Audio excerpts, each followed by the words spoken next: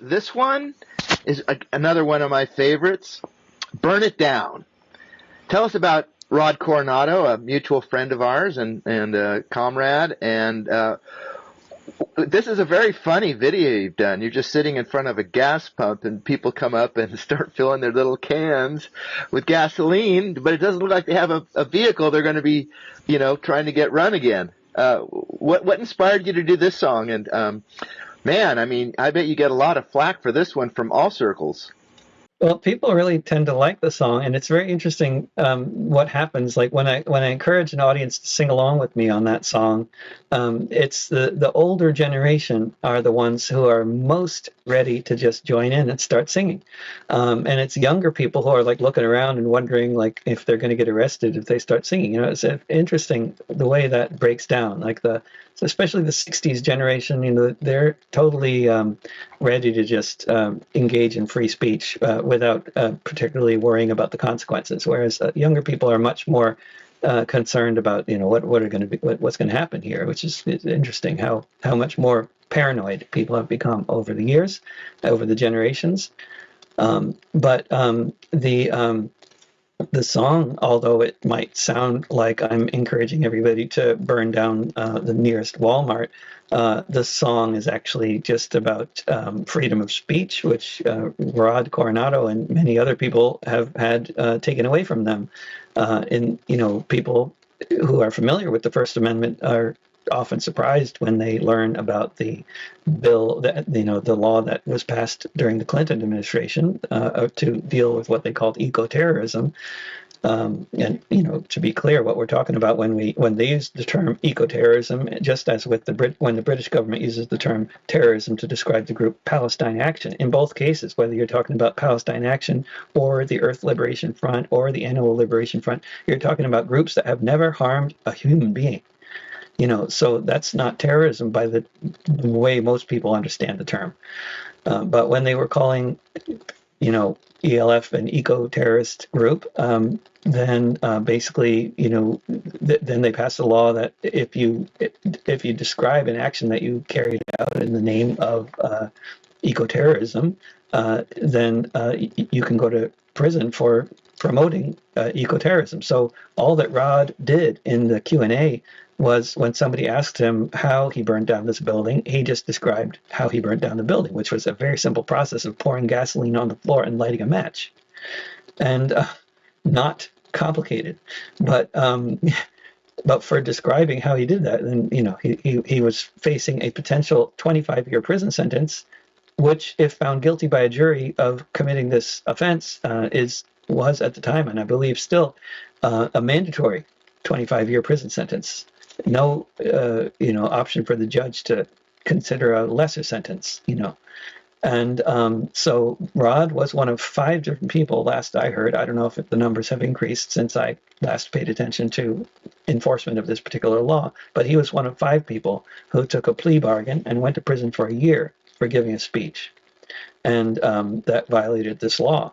And he did take it to trial, but it was a hung jury, and rather than going to trial again, he took a plea bargain, which is what the other 4 people all did before even trying it with a trial. They all took the plea bargain because they were all being threatened with 25 years in prison if they got found guilty. So they all took a plea bargain to go to prison for a year. Each of them went to prison for a year for giving a speech in America. And now there's this abhorrent thing with Palestine Action. Why don't you tell folks a little bit about that? And I wrote a song about that too. They are the government, the UK government, in July passed, or actually earlier this month, August, I guess, they passed a law that the Parliament passed a law that saying anything in favor of the group Palestine Action was violating Section 12 of the UK Terrorism Act of 2000. And for violating Section 12, you face up to 14 years in prison. And other people, journalists and people with Twitter accounts and whatever, have been arrested on a number of occasions prior to this law being passed for violating Section 12 of the Terrorism Act for praising proscribed organizations, or at least being perceived to be praising them. Like if you say that somebody got arrested and brutalized for saying that the Hamas-led uprising in October of 2023 was impressive. For calling it impressive, that was considered to be praise of Hamas and praise of everything they ever did. And so she, I believe, is still facing the potential of 14 years in prison for this post.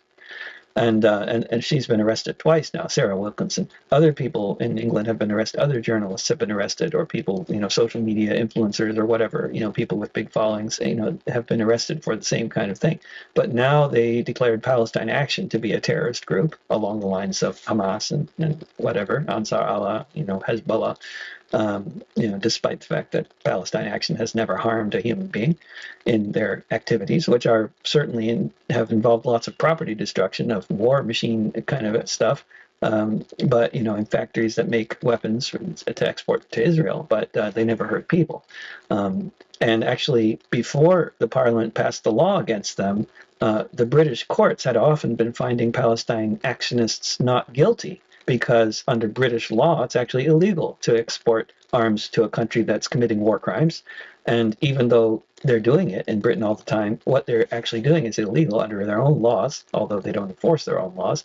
But when Palestine Action was able to introduce this into the court proceedings in terms of like making the argument that what we're doing is actually enforcing international law, which the British government is violating by exporting these weapons, then the courts have found them not guilty on many different occasions, which is why the Crown, the authorities in England have been hesitant in many cases to even press charges. After Palestine actionists have done $1 million of damage in a factory, in some cases, they didn't arrest them for like 3 days, and then once they did, they dropped the charges after spending one night in prison, in jail.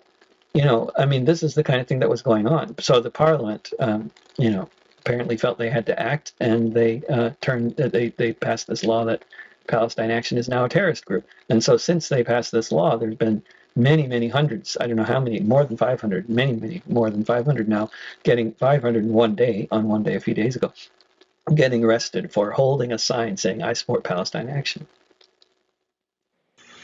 Yeah, so they've taken the criminalization of speech to a new level. It's one thing for Rod to talk about a terrorist action he did, but now if you say, "I like what Rod Coronado did," that would be criminalized as well if the same law was applied here. It's just stunning. So is friendly fascism. It's it's amazing what they can do without being labeled fascists. Like a lot of people were talking about when the demonstrations, the Wall Street demonstrations were happening about what is fascism, and Tom Hartman, I know, would talk about it as corporatism all the time. And he said, I think it's apocryphal, but that that's what Mussolini said fascism was. Well, we certainly have corporatism, but there seems to be a real problem with Americans recognizing fascism, especially if it's performed by their heroes, the Democrats, who they're afraid to call out because, man, if we recognize the Democrats and the Republicans as organized crime syndicates, then who are our heroes going to be? Well, your answer is you and me. The people will come together. Absolutely. Social movements, yeah. And the best social movements in this country have always happened while there's been a Democrat in office. Because the best social movements are the ones that are not shilling for one party or another, but are actually popular movements. And so, like the global justice movement, it came around when, Clinton was in the White House. Occupy Wall Street came around when Obama was in the White House. The war, the anti-war movement against the war in Vietnam, while Johnson was in office. Because they've all been movements that have clearly identified the enemy as the ruling class, not just one of the ruling class parties, but both of them. Both of the rich people that lead. The average Democrat in Congress is wealthier than the average Republican. I did not know that. Yeah, wow. Just a little bit, but yeah. I heard when Pelosi was saying she was against the wealth tax that I think Elizabeth Warren had proposed, her family was worth $80 million at that time. Yeah. I mean, to me, the division isn't between Republicans and Democrats in this country. It's between the people who make a living from owning and those who make a living from working. Absolutely. And this is a distinction that it really needs to be emphasized, because people make this mistake of talking about the middle class, and what they're talking about has nothing to do with the middle. You got the top quintile that really own, like, what, 80% of the country. I mean, this is once you get up to the top quintile, they own everything. There's hardly anybody is a landlord who's not in the top quintile. They represent the entirety of the landlord class. And then of course, as you go up into that quintile, you get up into the 1%, and then the wealth gets so much more concentrated. 1% owns half of the wealth of the country, but once you get to the top 20%, they own 80% of the wealth of the country, leaving all the rest of us to split up that 20%, and then we can all argue about whether some of us are getting screwed even worse by virtue of our race, gender, age, etc. But what we're talking about is the bottom 80% squabbling over the crumbs of the 20% left. I mean, if it's not obvious, well, it is obvious to the vast majority of people that class is the defining factor here. It is the thing that we need to overcome. And the arguments of the liberals that the Democrats like to make, the rich liberals that run the Democratic Party, they love to talk about race and gender, because they don't want to talk about class, because it's the one thing that actually unites everybody, and where we can all see that we're all being screwed. But as long as they can divide us and talk about some of us getting screwed more than others, then we can all argue about race and gender forever and ignore the elephant in the living room that's actually running everything, and which is actually the far greater phenomenon in terms of division than race or gender could ever possibly be. How can you possibly think about race or gender being anything close to class when 1% of the ruling class of the population owns half of the wealth? There's nothing like that in race or gender. Yeah, and it seems that what Democratic activists need to get real about is recognizing those politicians in their own party who are like the Republicans, fighting for the interests of the plutocracy.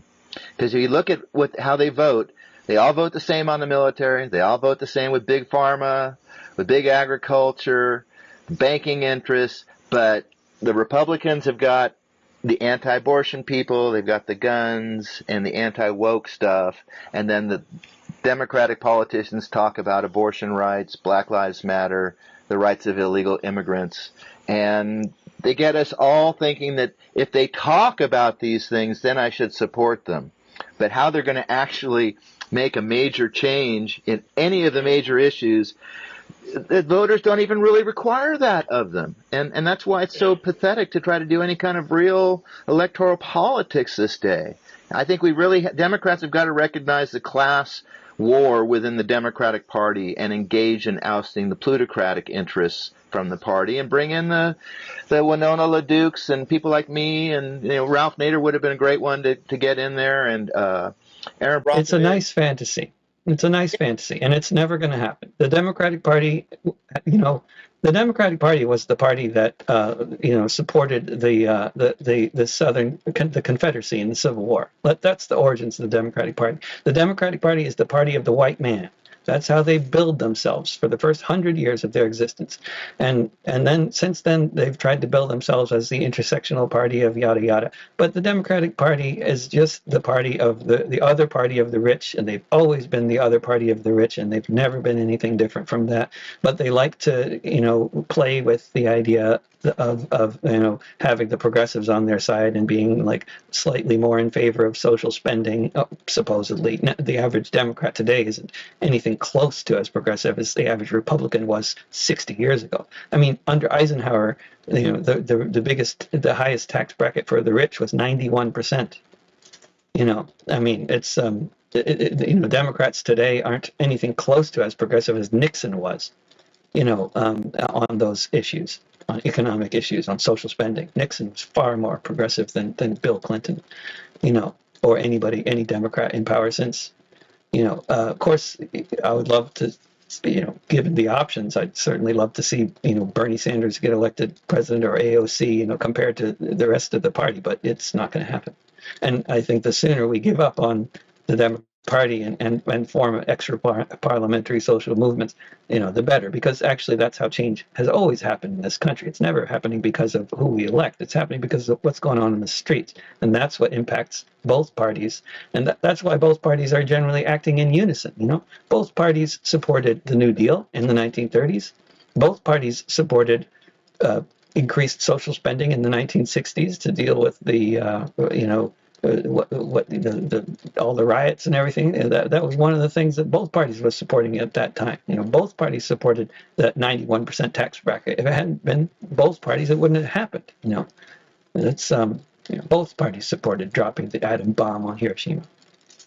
Well, and it was one party that did it, and it wasn't the Republican Party. Oh, no, that's right. And it wasn't George W. Bush who was the first president to lie us into war. LBJ did it. Every war the U.S. has ever been in was started by lying about their intentions. Every one of them, without exception. I just don't think that we can influence any of those people from the outside, although that is where we have to have a viable, powerful set of, social movements. I mean, we've got enough diversity that it's not just one big people's movement anymore. But the major things with the climate and stuff, I don't know how we're going to do what we have to do unless somehow we get a good chunk of people, our kind of people, into Congress. And I think the Green Party has shown over 40 years that it can't do it in America because of our system, the way it was able to do it in parliamentary systems in Europe and other places in the world. I often talk about that, especially with both Europeans and Americans, because I spend a lot of time in both continents, and there's a lot of people, a lot of radicals of whatever sort of ilk, who tend to think that capitalism is all the same everywhere, and that is just not the case. In Europe, capitalism is a whole different beast, and there's a lot of historical reasons for that. A lot of it has to do with the rebellions in 1848. A lot of it has to do with the fact that they never had slavery, and they have much less of these kinds of historical divisions around race, so that people were much more able to focus on class. But for a whole variety of reasons, including, of course, World War I and World War II being fought in Europe, there was a lot of reasons why democracy has done so much better in Europe than it has in the United States. But it is a very important distinction that I would make, that although the main two ruling parties tend to dominate in European politics as well, very similarly to the way it happens here.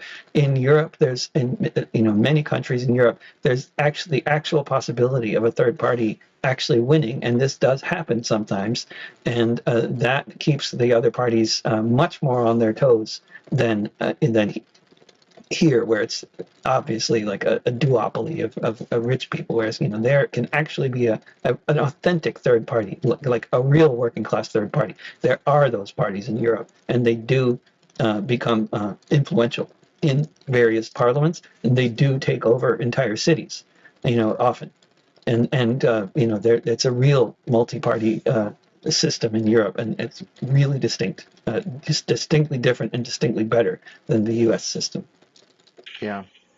By the way, in 1982, I was in the Citizens Party. We were starting the first Green Party, and in 1980, with Barry Commoner, and then 82, Gore Vidal was running for Senate against Jerry Brown, and so the San Diego County Citizens Party became the Gore Vidal for Senate Committee, and we took him around, and he was pushing for the United States to develop into a parliamentary system, which we thought was a grand idea if we ever wanted to get the Citizens Party or Green Parties in there.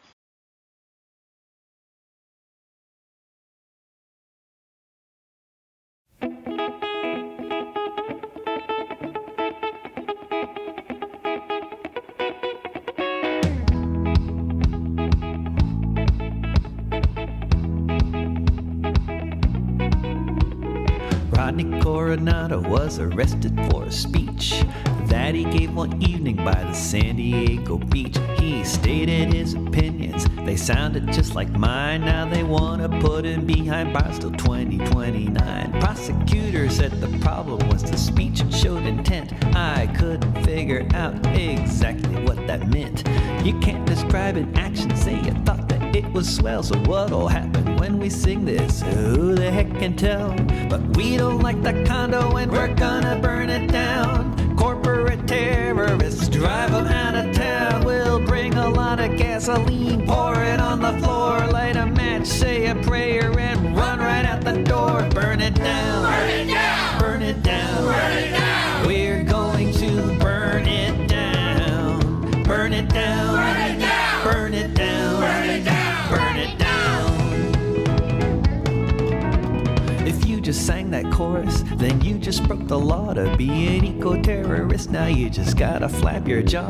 And hey, who knows, by the time you have a chance to blink, whether you're a criminal might depend on what you think. But we don't like the bulldozer, we're gonna burn it down. Corporate terrorists drive them out of town. We'll bring a lot of gasoline, pour it on the floor, light a match, say a prayer, and run right out the door. Burn it down. Burn it down. Burn it down. Burn it down. We're going to burn it down. Burn it down. Burn it down. Burn it down. Burn it down. Burn it down.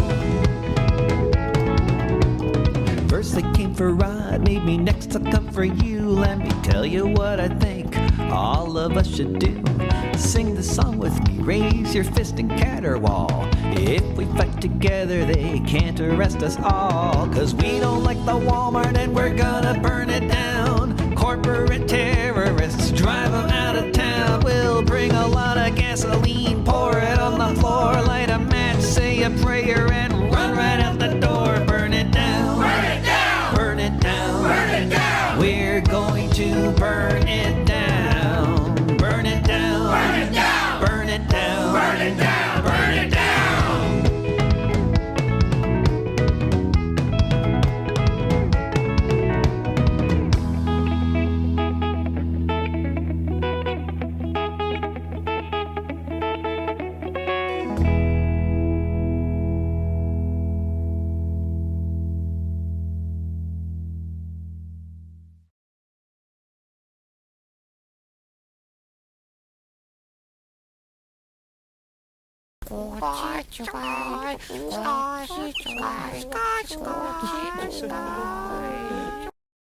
Do you want to talk about Chris Chandler making your videos? Yeah, and I think of the videos that are in this collection of videos, he made the one about New Orleans and the one about Occupy Wall Street, Stay Right Here, and The Last Lincoln Veteran. And Chris, I first met Chris in the early 90s when we were both busking on the streets of Boston, and he was busking a lot more. I was more like hanging around listening to the buskers. I started becoming a full-time busker a few years after that. And busker, by which I mean street music, if there's any Americans who don't know that term. But then he brought me to the first gathering of the People's Music Network I ever went to, and that's how I met Pete Seeger and all kinds of wonderful folks. And then 1996, I believe it was, or 7, I can't remember. I was his guitarist and singer for I was his backup band for 1 or 2 or however many months, however tours, however you divide that. We traveled all over the country together, and I backed him up. Then when I was recording and writing my own songs along the line, I had already noticed that he had great video skills because he was doing video stuff with his own poems, and I asked him to, I guess I hired him at a similarly dismal rate of pay as with Bjorn Magni to make videos, and he made a bunch of really good ones. Yeah, you've got a great collection here from all those different people. I've enjoyed every single one of them. The real game changer in a way, environmental horror in the United States in modern times. New Orleans, where you could see everything wrong with America in just that one situation. Tell us about your approach to singing about Katrina and New Orleans. I mean, I just tried to paint the picture in that song about what was going on. And at the time I wrote the song, it was all happening. It wasn't over, it was happening. And I wrote the song actually in a hotel room in Beirut, Lebanon. I had something in common with George W. Bush. We both flew over New Orleans. He was on his way to a fundraiser in California, and I was on my way to tour Lebanon and Jordan and the West Bank. I got to New Orleans a few months later and saw the writing on the chalkboards of the people that were listing their names, thinking they'd likely die, and at least people would know who was here before they died. And, you know, such a dismal situation that was so exacerbated by the authorities preventing people from rescuing others and just letting them drown. They seemed to be treating the whole of New Orleans like it was like a potential riot zone rather than a place full of people that needed to be rescued. It was such a blatantly racist reaction to a tragedy, to a disaster, to climate change, to badly maintained infrastructure, to everything. But they just treated it like like they were like the majority black population of New Orleans was the enemy, rather than American citizens who needed to be rescued from disaster. And so, and then of course, after the abject failure of the U.S. government to launch an effective rescue of the people that were dying, then they poured salt in the wounds afterwards by doing a completely inept job of caring for the survivors. As I'm sure you know, and as a lot of people who were around then knows, the only people serving hot food to the homeless thousands and thousands of people in New Orleans for months was the Rainbow family.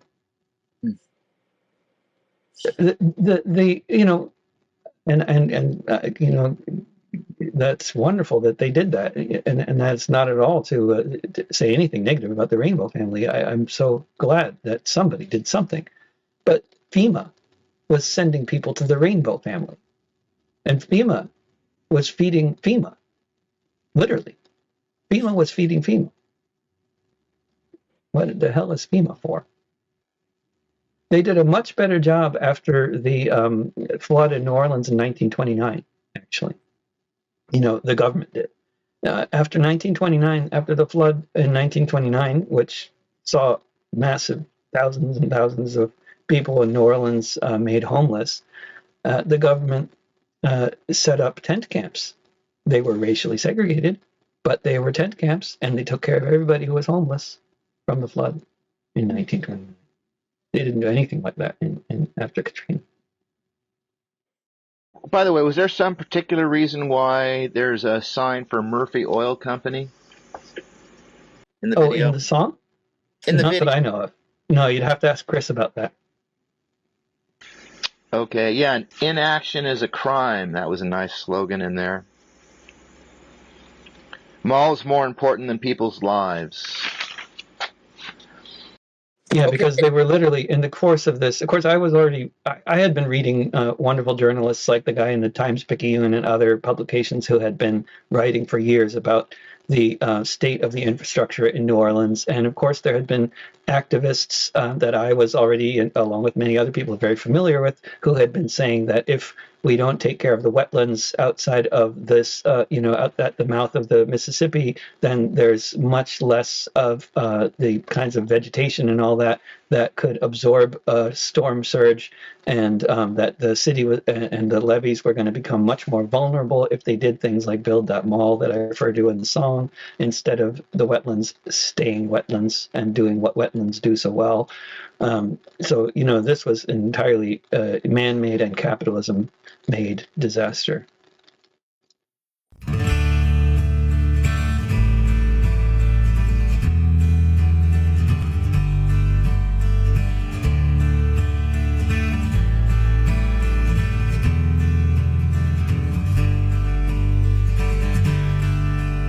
Nobody knew that it could happen. The likelihood was clear, the future was coming. Now it's here. They had to fix the levees, 'cause otherwise they'd break. On one side was the city, above it was the lake. It was in the daily papers, in bold letters was the writ. What would happen when the big one hit? But every year they cut the funding just a little more, so they could give it to the army to fight their oil war. National Geographic and the Times-Picayune, they forecast the apocalypse, said it was coming soon. Preparations must be made, they said. Now is the time. It was years ago they shouted. Inaction was a crime. They said the dikes must be improved and the wetlands must be saved. But Washington decided instead they should be paved. 'Cause laws were more important than people's lives. So put some gold dust in your eyes and hope no storm arrives. New Orleans, New Orleans, New Orleans. Years and years of warning, no evacuation plan. It was just if the waters rose. Get out if you can. There were no buses. No one chartered any trains. There was no plan to rescue all of those who would remain.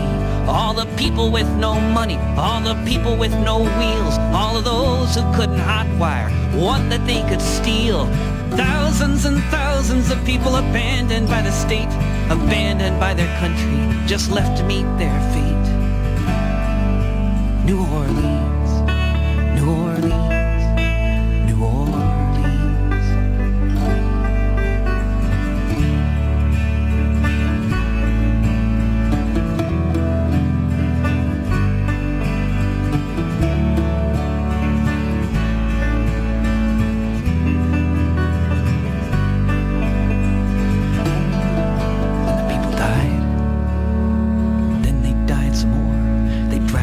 Their attics, an army of the poor, an army of the destitute who couldn't get away.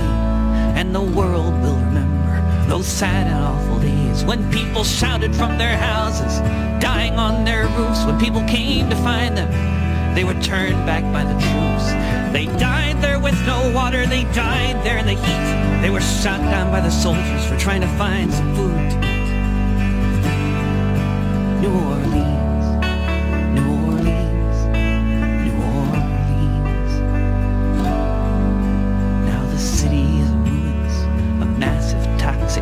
scattered through the nation, 500,000 refugees. Here we are, in the richest country on the earth, where the color of your skin determines what your life is worth, where oil is the king, where global warming is ignored, where the very end of life is the place we're heading towards, where it's more than just a metaphor, the flooding of the dike.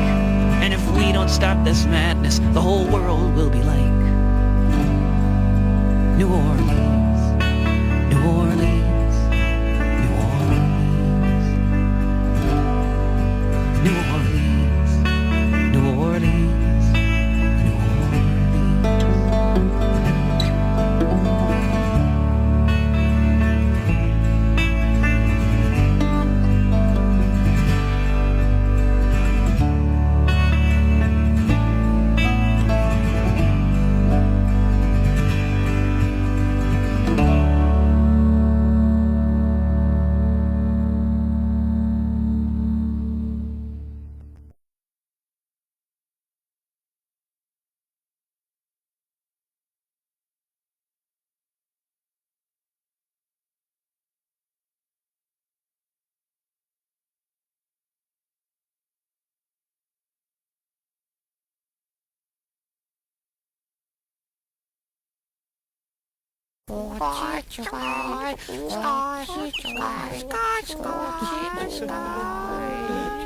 The last song, London is Burning.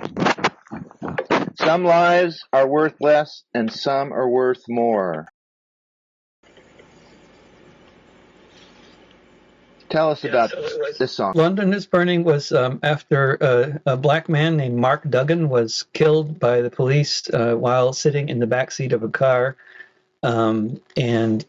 Basically, that set off some of the biggest riots that have happened in decades in England. There were riots in every city, every major city in England, although interestingly, no riots in Scotland or Wales. But all the major cities in England, there were big riots all over London. There were lots of stuff getting, burned, and lots of fancy electronic stores getting looted and all that. And I wrote that song just to describe what it's like, or try to describe what it's like for all those folks who get treated badly all the time by the state, and then something happens, like somebody gets killed like that, and that's just the straw that breaks the camel's back, and people rebel, and then that's what happened. And people find different ways to express that rebellion, and some ways that are less easy to recognize or process by certain folks than others. But what was clear to so many people at that time was they were rebelling against a racist and also against class oppression as well. But there's sort of major racial overtones to that whole thing, with the fact that Mark Duggan was black, and the fact that, as in so many other countries, black people are disproportionately targeted by police for violence in England, as they are in so many other places. Although it's not as bad there as it is here, but possibly most notably about that song is the lead guitar that you hear is Tom Morello of Rage Against the Machine, who was nice enough to contribute a lead track to one of my albums. And nobody knows about that. I mean, I couldn't even register him as the lead player. Like, when I was putting the song up for streaming and stuff like that, they won't even let you do that. Like, there's some, you could, if it's somebody really famous who was on the track, I don't know how it works that you can actually say that they were on the track, because you can't do it. I mean, the platforms won't let you do it. It's like they don't believe it or something. I don't know. I didn't try like getting past this like block, but like talking to a human, like, no, he really is the guitarist. Like, what do I have to do to tell you? Like, Crazy. Yeah. Well, actually, there were a couple of other songs in which you had a pretty hot slicing guitar, like I think even the last Lincoln Veteran. Was that also Tom Morello? No, that's not Tom Morello. That is Nick DeAngelis, who is a fantastic guitarist in Portland, and he has played on a bunch. Yeah, he was all over Big Red Sessions and Meanwhile in Afghanistan, and a bunch of my albums. Yeah, it ain't folk music anymore.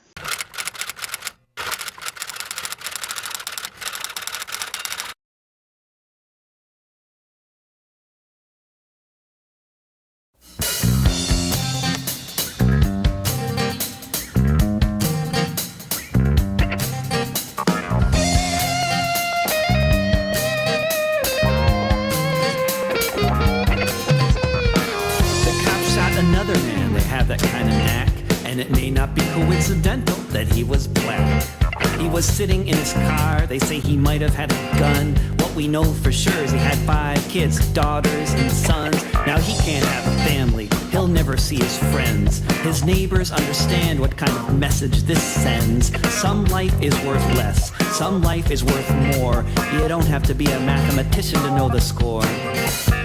Some people get shot just for being who they are. Some people play with iPads, take vacations, drive in fancy cars. Some people go to universities, some people do not. It depends on where you were born and how much money you got.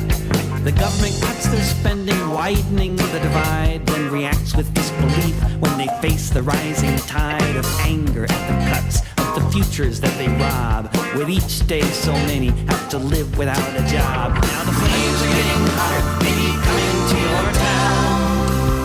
London is burning down.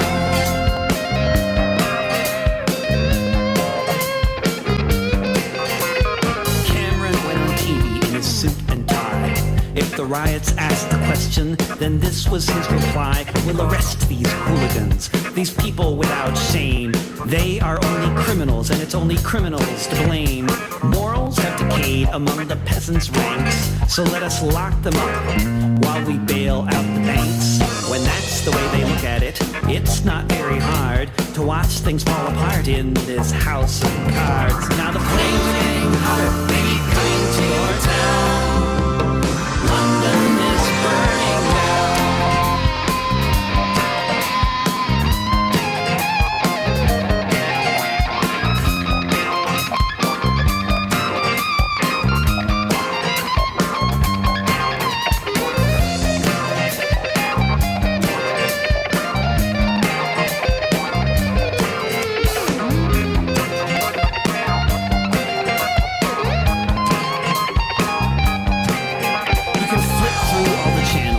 Clueless people whine. These kids have too much freedom, and all this is just a sign that we need more policemen to teach them some respect. Well, if that's your line, then I know just what you can expect.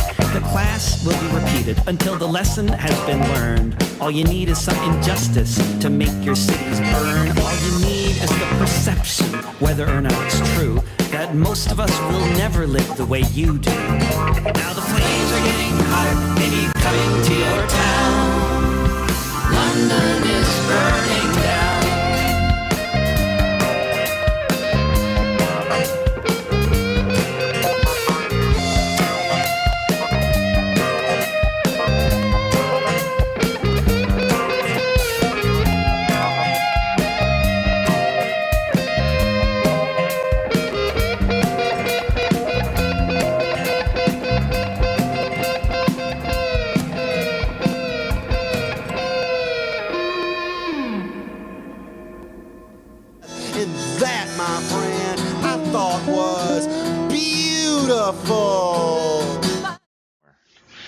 So, David, tell us, you're coming to Garberville. I'm so excited. You're bringing KAMALA EMANUEL.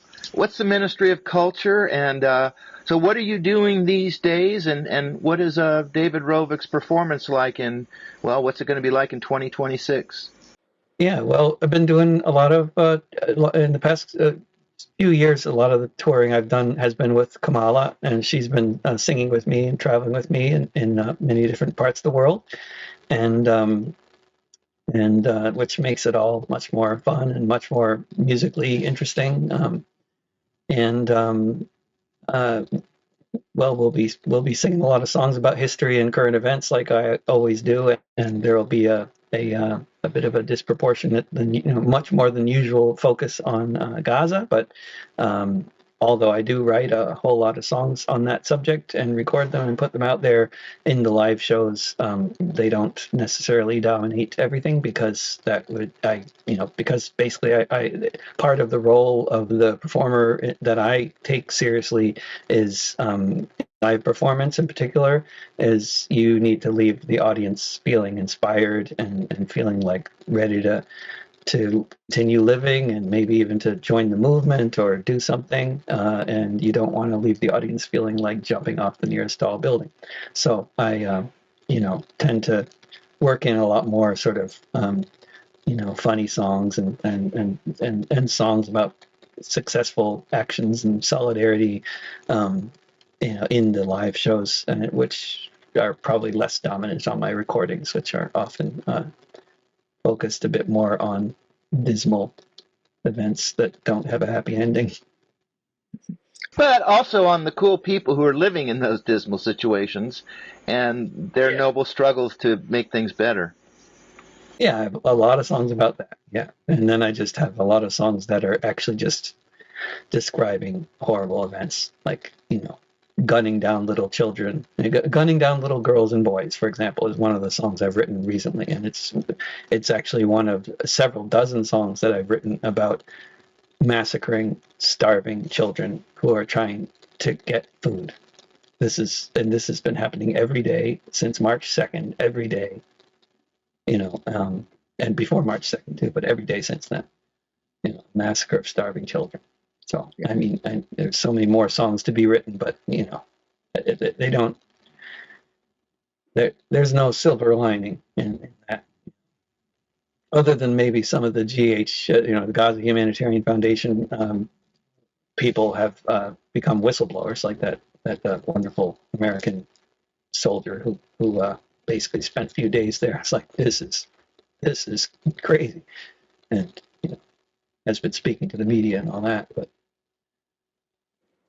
So we're not going to hear you do all 64 of your Palestine songs. yeah, that's for sure. Oh my God! I mean, how do you? I mean, it must be extremely unsettling for you to dwell on a topic long enough to craft an artistic song about it, and then you have to live with the songs that you perform. How do you get through all that, David? Are you okay? It's really hard, but it'd be harder if I weren't doing it, because I don't know, I know a lot of people who just stopped watching the news, stopped going to protests, and just try to get on with life, and because they're just too overwhelmed with the horrors of everything that are happening. But when it comes down to it, actually, most of these people that I'm describing are lonely, and the disengagement has not helped them. They don't feel better. It hasn't been therapeutic. What's therapeutic when you already know about the horrors that are happening? What's therapeutic is trying to do something about it, and knowing other people that want to do something about it, and having common feelings, and identifying with other people that feel the same way, community, house concerts, events like the one you're organizing at the Playhouse.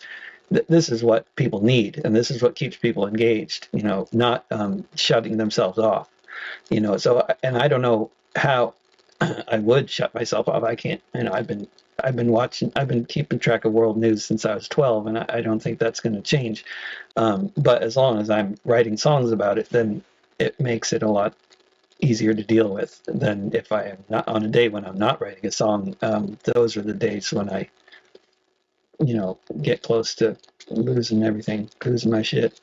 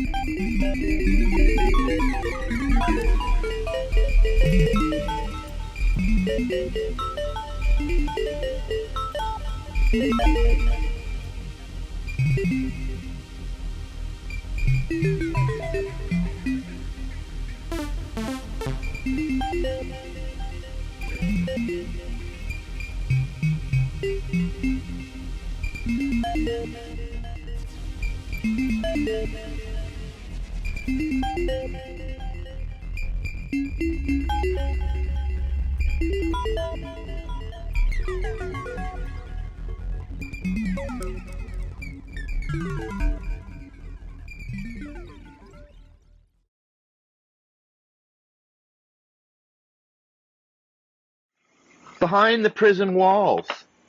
Julian is behind these prison walls. Mm-hmm. Hold on. Ash. Come on, buddy. It's pretty much like a toddler. I asked my veterinarian how old a human cats are like, and he said a 3-year-old.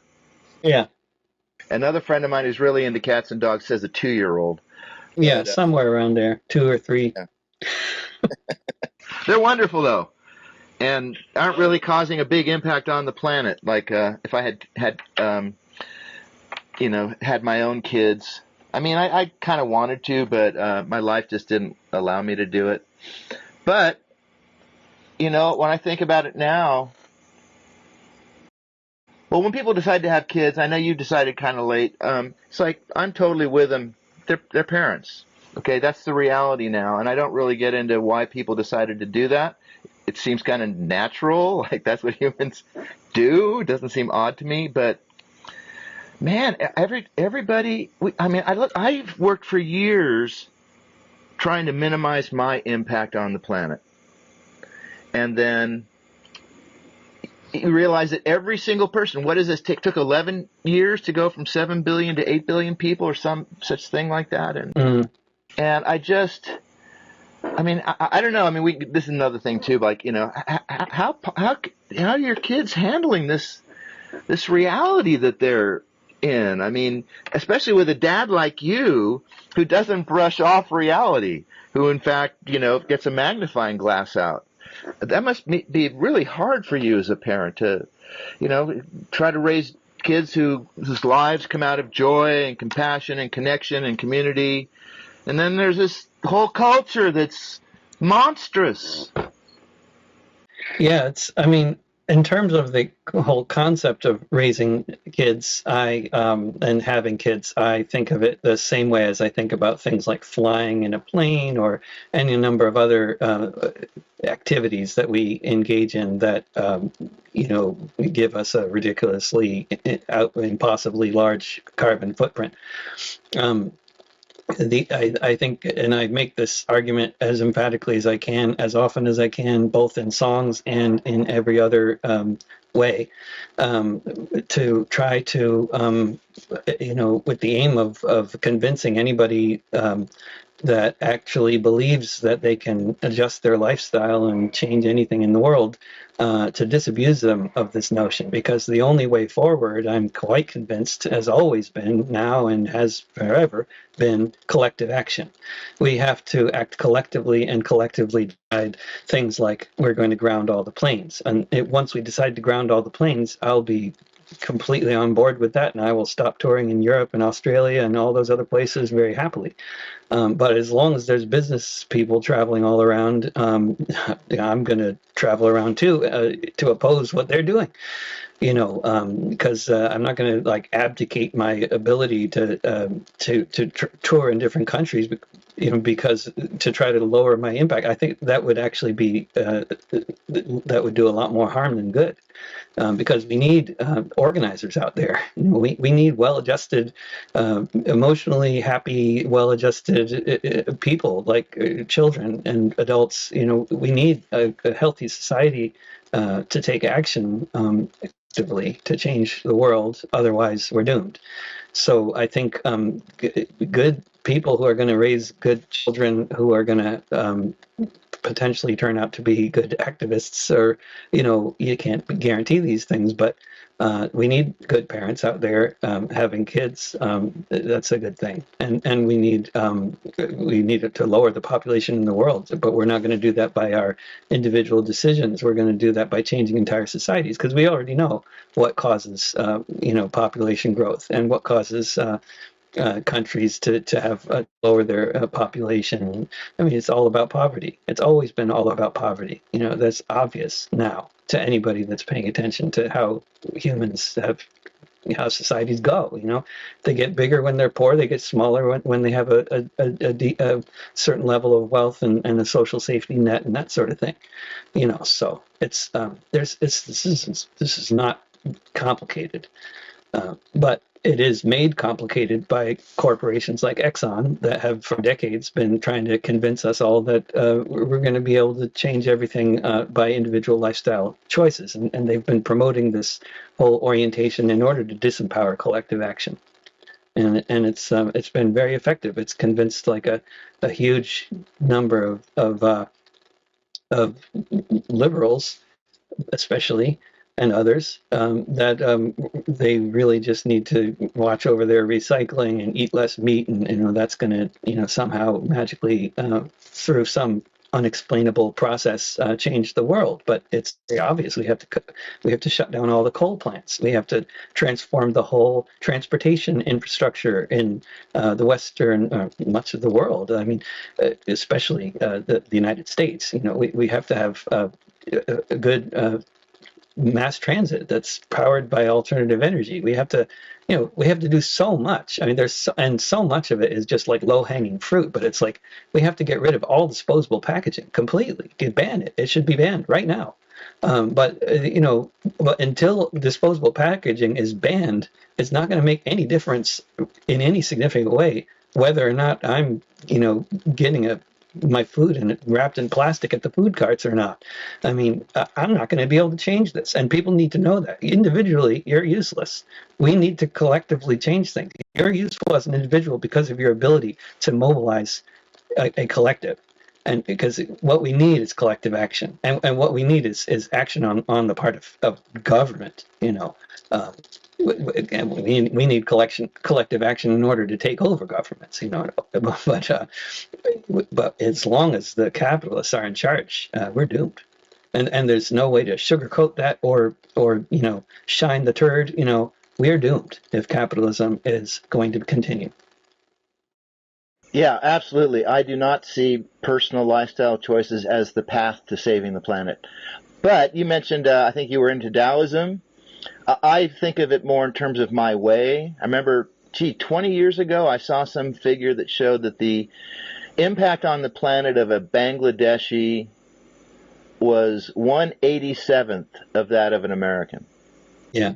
So for me, I grew up in Los Angeles, where I was told, hey, study hard, get good grades, get into college, you can get a job you want, and then you'll make enough money so that the rest of the time you can just watch whatever TV shows, movies, go to concerts, go to the malls you want to do, and that's what your life will be about. You will go through life consuming these different media products.